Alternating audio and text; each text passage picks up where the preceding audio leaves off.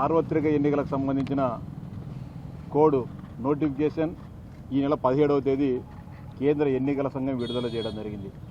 కేంద్ర ఎన్నికల సంఘం నోటిఫికేషన్ విడుదల చేసినప్పటికీ ఆ రోజు నుంచి కోడ్ అమల్లో ఆంధ్రప్రదేశ్ రాష్ట్రంలో అమల్లోకి రావడం జరిగింది.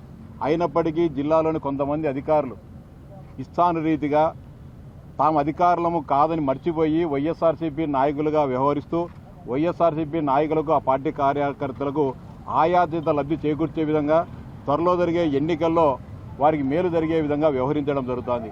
ముఖ్యంగా దీనికి ఉదాహరణగా పులివెందుల నియోజకవర్గం వేంపల్లి మండలంలో ఉన్న ఇడుపులపాయ త్రిబుల్ ఐటీలో డైరెక్టర్ గారు ఈ నెల 18వ తారీఖున 40 ఉద్యోగాలను భర్తీ చేయడం జరిగింది. హౌస్ కీపింగ్, అటెండర్, సెక్యూరిటీ గార్డులకు సంబంధించిన 40 ఉద్యోగాలను భర్తీ చేయడం జరిగింది.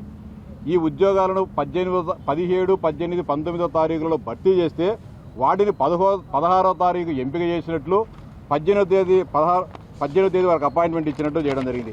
16వ తేదీన note submitted to the director, అంటే సంబంధిత ప్రక్రియను ఎంపిక చేసే ప్రక్రియకి సిబ్బంది 16వ తేదీన డైరెక్టర్ గారికి నోట్ సబ్మిట్ చేశారంటే అదే రోజు నోటిఫికేషన్ షెడ్యూల్ విడుదల కావడం జరిగింది. ఆయన 18వ తేదీ అందరికీ నియామక పత్రాలు అందజేశారు.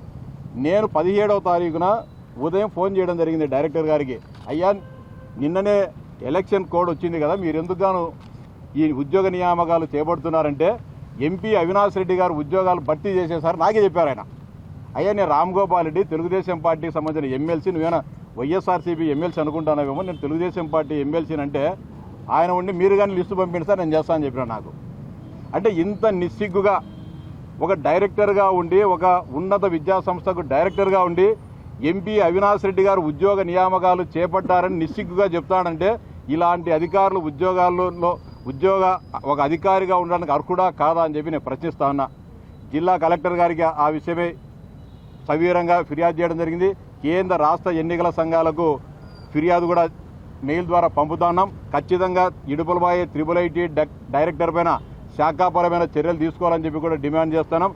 అంతేకాకుండా దాదాపు 1000 నుంచి 1500 ఓట్లు త్రిబుల్ ఐటీలో ఓటర్లుగా నమోదై ఉన్నారు. విద్యార్థులు కానీ సిబ్బంది కానీ అక్కడ ఉండే వాళ్ళు అనేక మంది, వాళ్ళందరినీ కూడా ఈ డైరెక్టర్ ప్రభావితం చేసి అధికార పార్టీకి అనుకూలంగా ఓట్లు వేయమని చెప్పి ప్రభావితం చేసే అవకాశం ఉంది. కాబట్టి ఎన్నికలు ముగిసే వరకు త్రిబుల్ ఐటీ డైరెక్టర్ను అక్కడి నుంచి విధుల నుంచి తొలగించాలని చెప్పి ఎన్నికల ఉన్నతాధికారులందరూ కూడా విజ్ఞప్తి చేస్తున్నాం.